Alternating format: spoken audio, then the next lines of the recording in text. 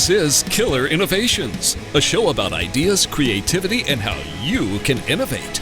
Welcome to the Innovator's Garage, where you learn to create your next game-changing killer innovation.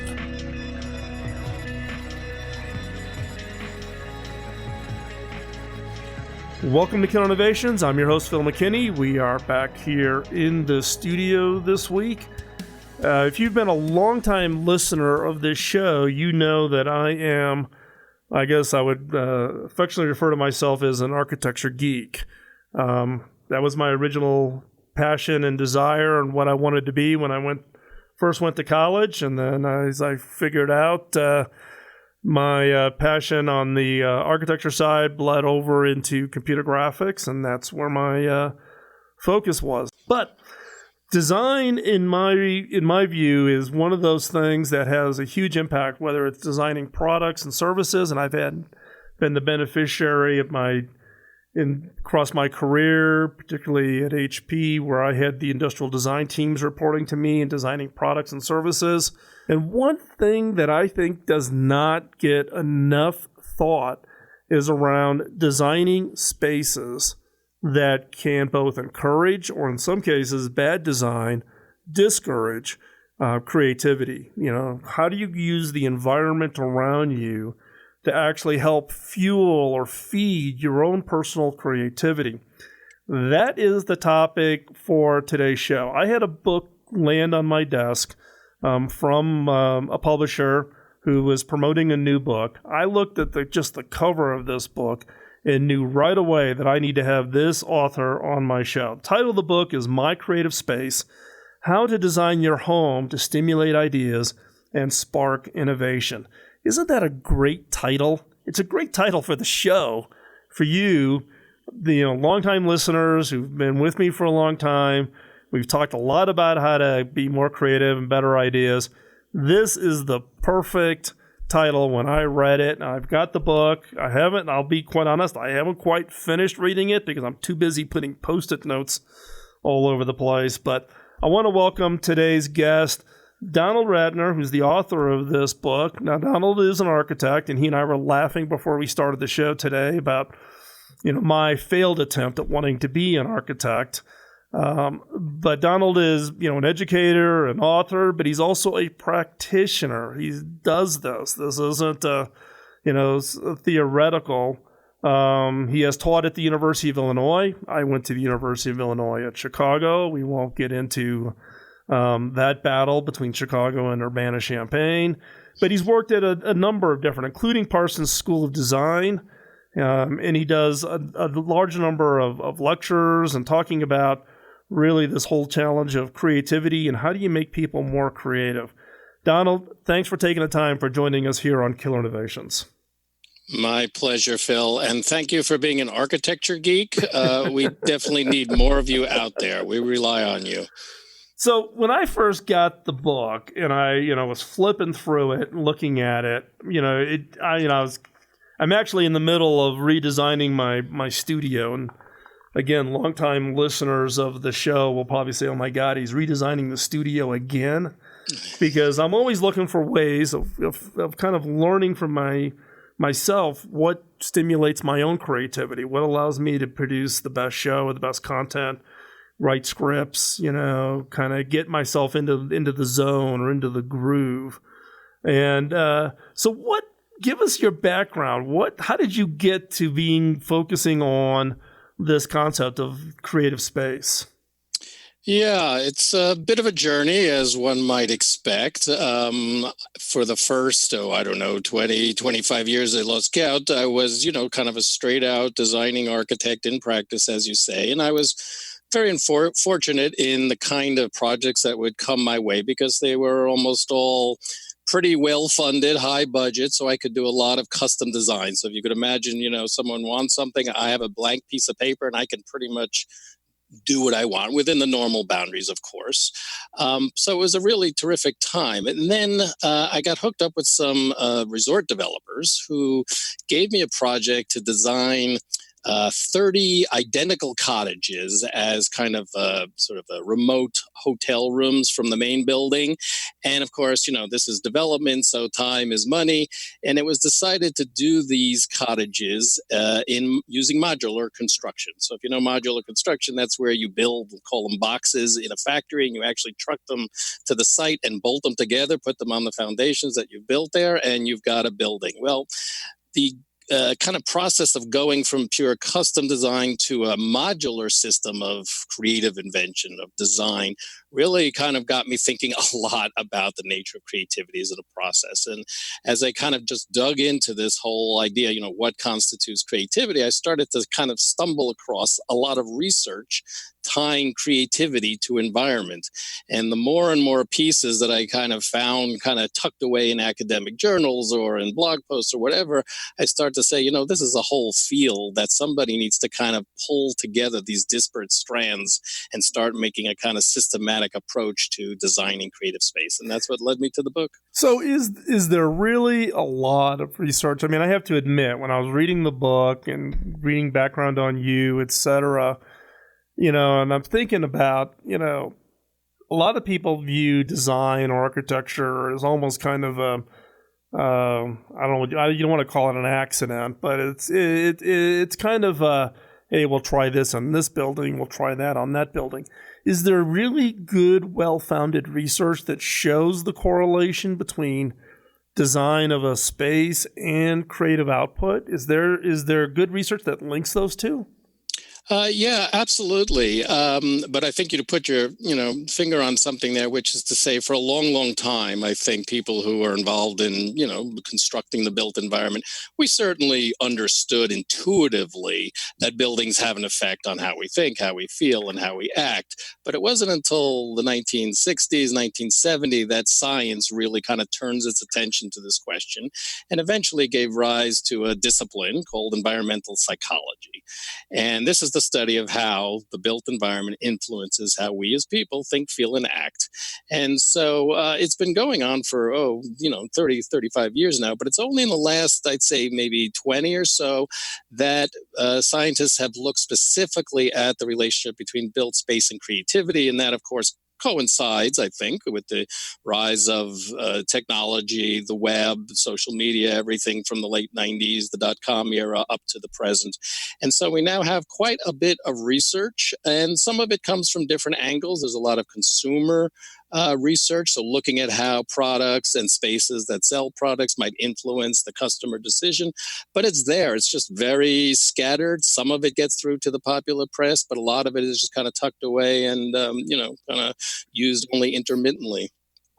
Well, and it's interesting from the standpoint also about, you think about personal space, right? How do you design your home? But I'm assuming, though, that you can take a lot of lessons learned from some of the work that's been done in office environments, right? So it's whether it's, what Herman Miller has done or, Steelcase or any of them as far as now, albeit you could argue whether, the inventor of the office cube was helpful or detrimental to creativity, but,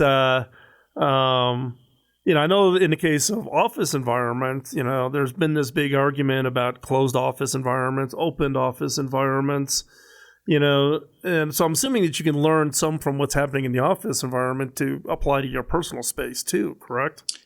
Well, I would like to think so, but not as much as one would expect or hope. There is a bit of research coming out from the industry and certainly architectural firms that do workplace design, but I feel there's a long way to go before the industry as a whole has really grasped the idea that it's a total effort, right? Everything affects how people think, feel, and act. And just to give you an example, take the typical meeting room, conference room, idea room even. What is the shape of the table in that room 99 out of 100 times or 90 out of 100? It's going to be rectangular, right? That is the definite number one seller when you look at a Herman Miller or steel case and so forth. Well, the research tells us that that's probably the shape least conducive to idea generation. And there's a number of reasons for that. One of which has to do with kind of power disparities, right? Because who's going to sit down at the end of that table? That's going to be the project leader, the team leader, the CEO, somebody with authority. And then who's on the far corner? That's the, newbie or the junior exec or somebody with less, power in the organization. Well, when an idea comes out from the fellow at the end of the table, what's the natural predilection of the people elsewhere around the table? They're going to generally, give it a positive review. Whereas if that same idea comes out of the person down at the end, maybe it'll fly, maybe it won't. And that's not what you want in an idea space. You want your ideas to be evaluated based on their merits, not who originated them. Sit tight. Don't go anywhere. We're going to come back from this quick commercial break, hearing more from Donald Rattner about how to make your space more creative and more conducive so that you can create better ideas. And we'll be right back after this quick commercial break. You're listening to Killer Innovations on the BizTalk Radio Network.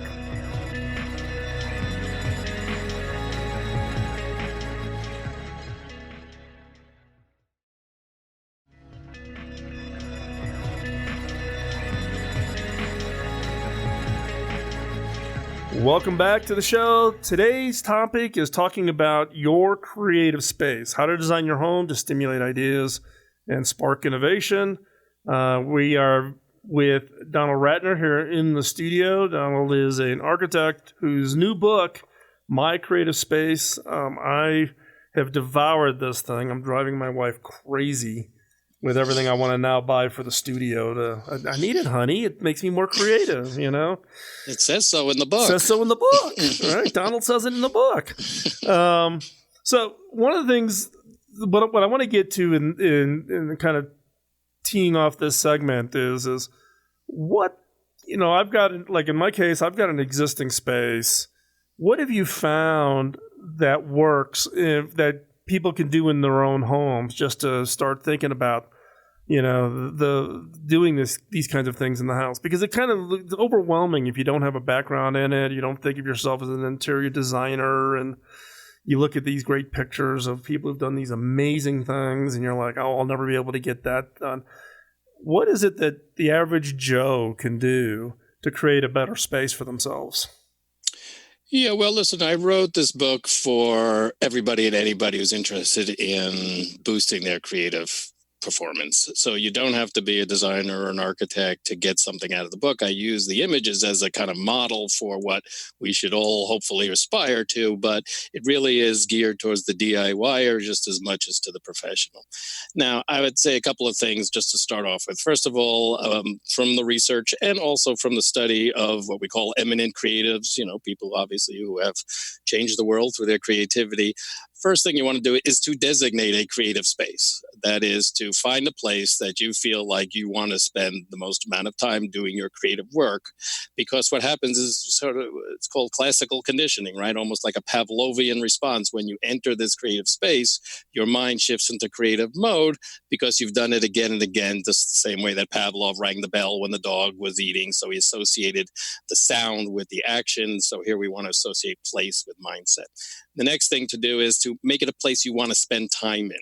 So it's not a throwaway space. It's not necessarily in the basement unless you want to make your basement someplace inviting. It should be somewhere you want to spend time in because, of course, that's part of the process of being creative. You've got to make an effort. You got to spend time in it. So some of the kind of key things to do here in your space is to try to get a sense of openness. So what we're finding in a lot of the tactics, what I call tactics, techniques in the book, is that the more you can expand your sense of space, the more open, the more broad-minded your frame of mind actually becomes. So a common mistake that people do is to take their desk or workspace and butt it up against a wall so that they're basically looking at a wall, 2 feet away from where they're sitting. And that immediately compresses your sense of space. So what you want to do is turn that desk around, turn that work surface around so you're facing into the space. Hopefully, if there's a window that you have available, you can have at least oblique views. Anything you can do to grow that sense sense of space, you're going to actually enter into a more creative frame of mind. That's interesting because I'm thinking about my own space. I started off with my desk facing a wall, right? So I violated that rule right out of the gate, albeit it did face a window, which looked out on these beautiful mountain views that we have here in Colorado.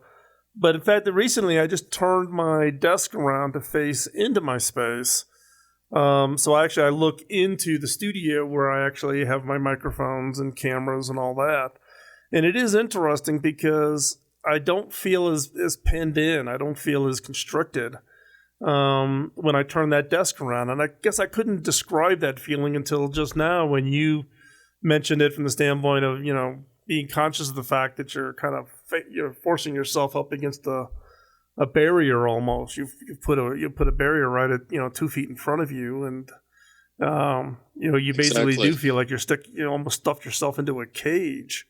Exactly. There's actually another thing going on there that you describe, which is something subliminal. Now, a lot of the tactics I talk about in the book are actually operating subliminally, subconsciously, without our necessarily being aware of it. So, for example, when you have your back facing into a space, you are kind of violating our genetic coding.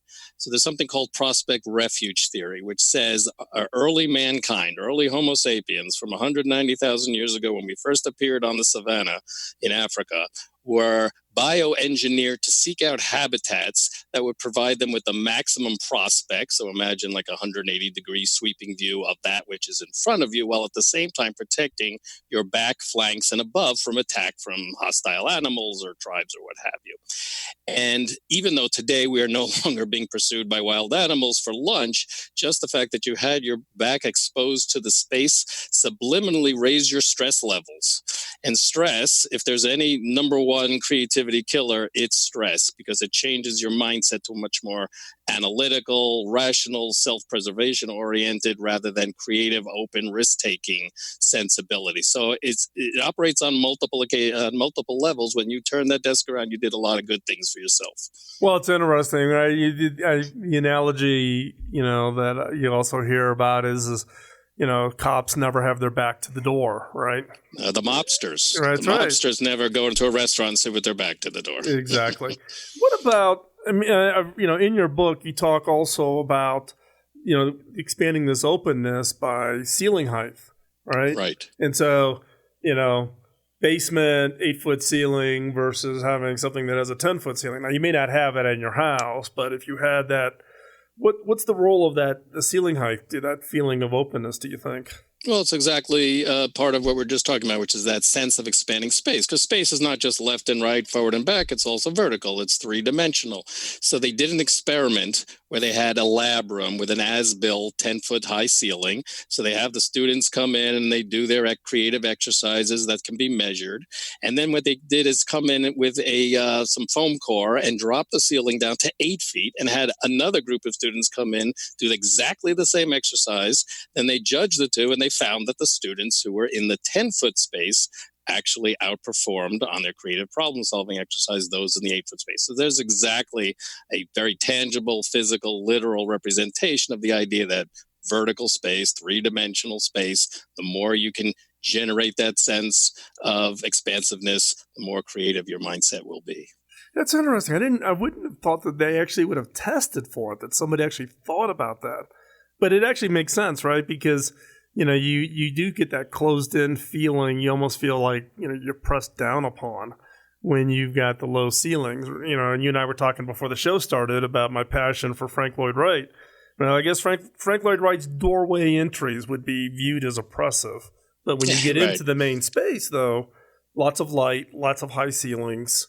Release. The release of coming through that doorway and having a completely different perspective. So we're going to take another quick commercial break. We are continuing our conversation with Donald Rattner, author of My Creative Space. We'll continue the conversation talking about how to create your own space in your home, stimulate ideas, and spark innovation.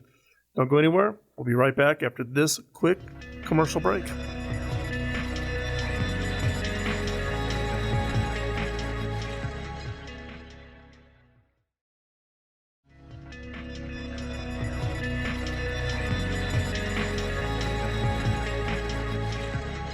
Well, welcome back to Killer Innovations. We're continuing our conversation with Donald Rattner, author of My Creative Space, How to Design Your Home to Stimulate Ideas and Spark Innovation. Now, Donald, I know in the book you talk a lot about a variety of different, creating an environment that has this positive feel to it. And one of the areas that you highlight in the book, and, you could either... let's put it this way. I'm going to put myself in the skeptical category, and that is about the role of nature and how do you bring nature into the space. Now, I'll tell you here at our headquarters facility here in Northern Colorado, we've been, when we did a big redesign 6 years ago, we gutted the building and completely redesigned it to try to make it a more creative space. Sometimes you can come out and visit and give me a critique on how well we did or how well we didn't do. But one of the things we tried to do, or at least think about, but couldn't really get our arms around, was the role of nature. How do you bring the outside in, particularly given we live in this beautiful part of the country? We're right near Boulder, Colorado. We're near Rocky Mountain National Park. We got all this beautiful nature outside of the building. How do you bring it in? And what kind of influence does that have on people's ability to be more creative and more innovative? Oh, nature plays a huge role in our environment, especially today when, upwards of 90% of our waking time and even sleeping time is spent indoors in industrialized countries. And that's almost 180-degree opposite of what our whole mind and body system was designed for, which of course was to survive and thrive in a purely natural environment, there being no other kind back 190 years ago on the African savanna. So evolution moves super slowly, and it just hasn't had time to catch up to the fact that we're now mostly indoors in a very kind of nature-starved environment. So our bodies and our minds, they get way out of alignment, way out of whack when we're starved of natural inputs. And there have been a lot of disease studies, sleeplessness, anxiety, depression, even cancers linked to this deprivation from the elements of nature. Now, the good news is you don't have to do a lot to recover, to restore what we're losing by denying ourselves exposure to nature. One study found that simply putting a plant on your desk at work or at home can boost your creative output 15 to 30%. So that's just one plant in your creative space can make a huge difference. But there's lots of different ways now we can obviously bring nature in. Simplest, of course, is to open up the space to the outside, and you're in a fortunate situation in that you live in a beautiful environment. Create those vistas. Not only does that bring in nature, but it also creates that sense of expansiveness again. We've talked about a couple of times. Opening up the room to the outside just multiplies your sense of space many times over. And now, thanks to technology, you can have indoor bio walls and grow walls using purely electric illumination, water, scent, even sound. All of these can play into giving us that kind of return to nature that we need to be at our creative best and just our best in general. Well, and here's because one thing that we've been thinking about here, and I've seen a lot of companies do, for instance, the Facebook headquarters in Silicon Valley, or Google's campus here in Boulder, Colorado, is putting in outside space, right? So you talk about taking in, how do you open it up to bring nature in?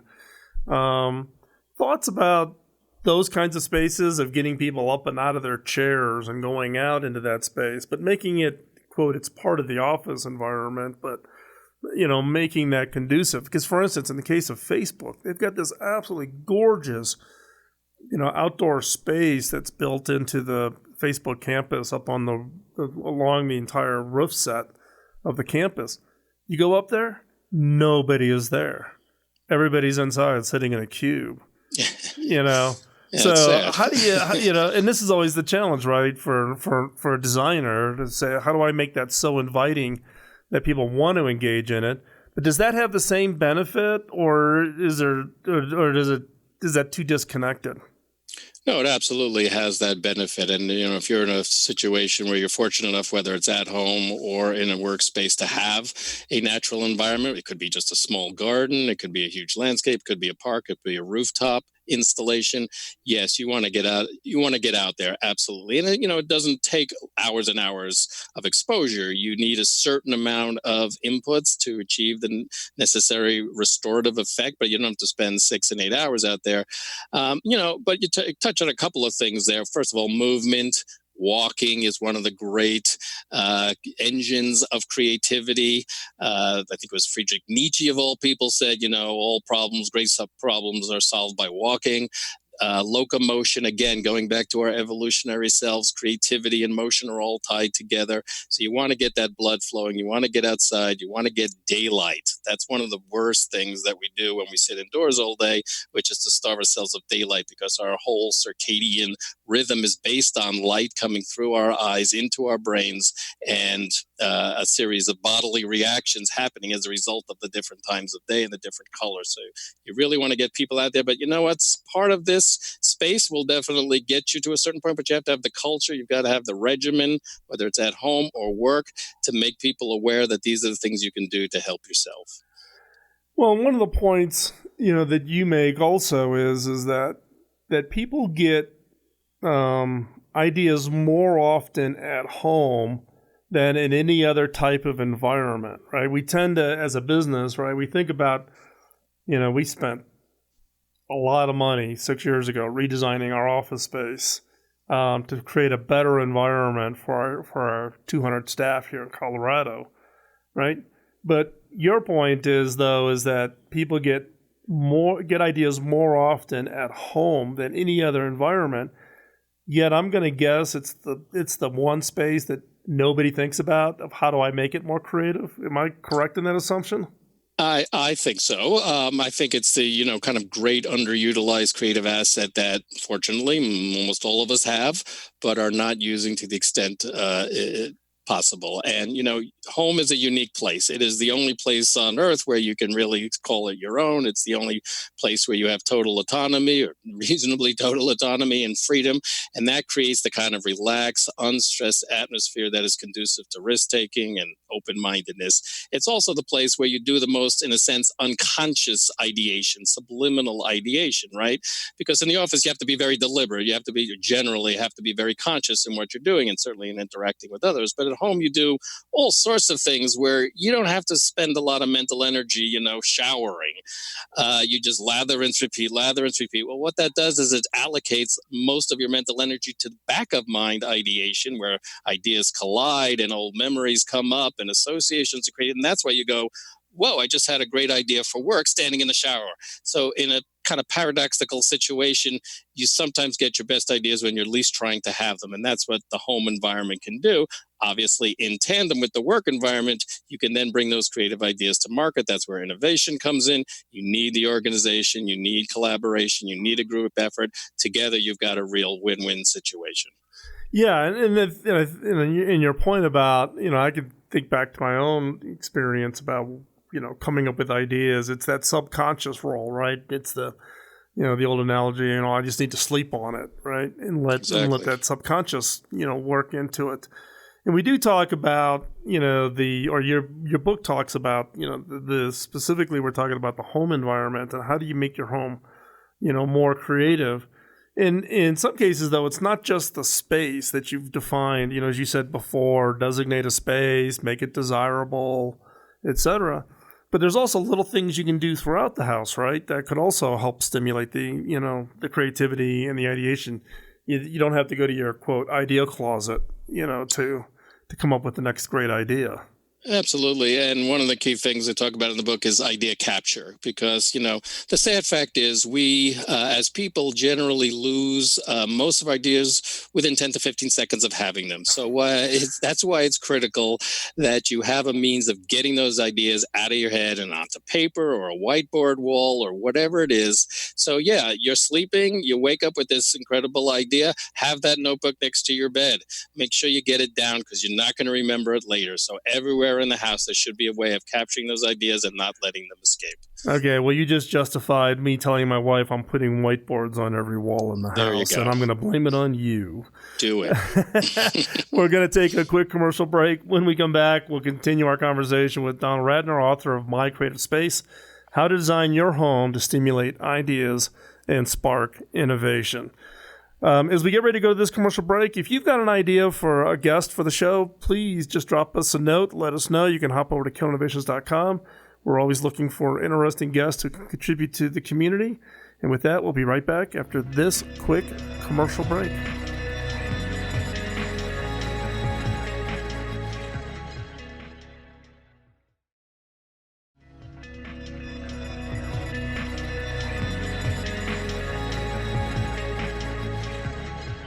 Welcome back. We are wrapping up our conversation with Donald Rattner, the author of My Creative Space. So here's where I'm going to get my free consulting.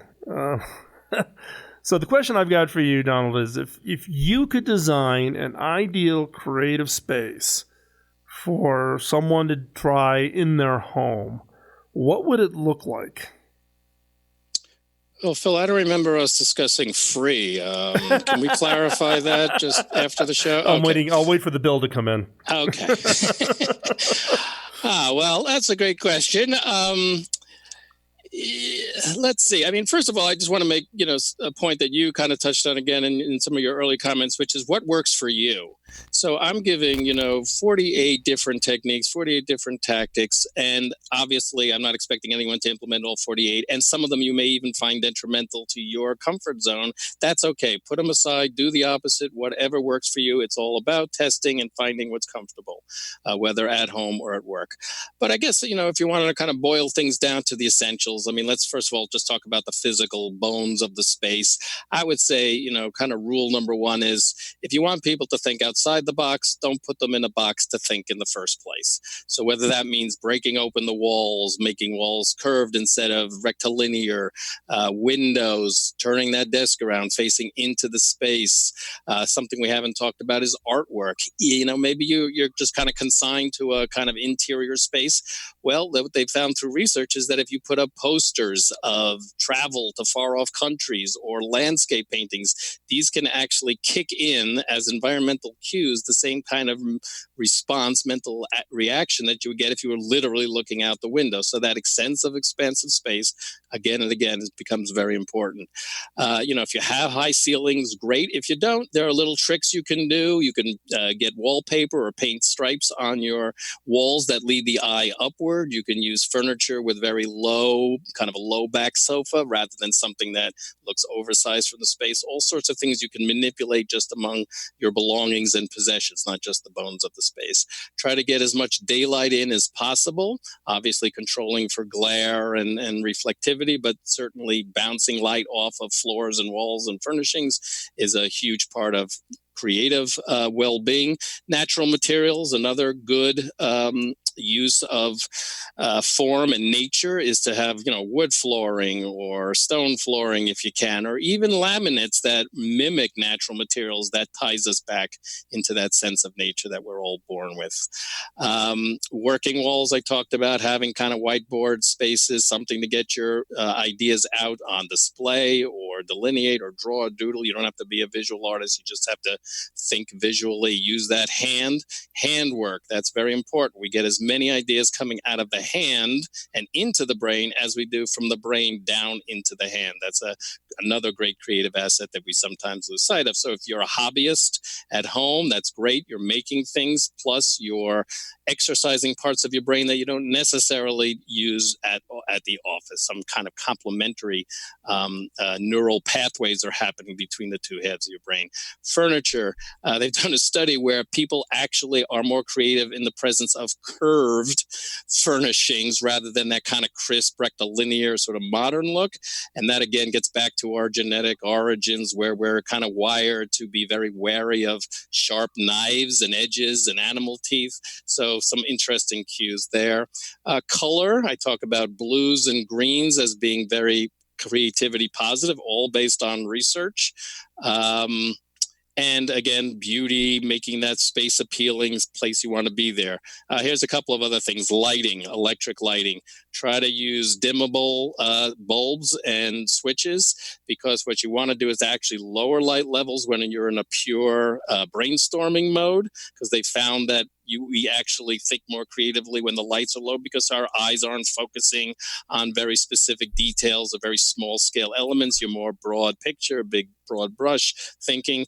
Sound, music, that's another good one to get yourself kind of pumped up. Obviously, it should be music that you like, and generally try to stick either with instrumental music or music with lyrics that you've heard a million times, so you're not focusing on the words so much as letting them be background.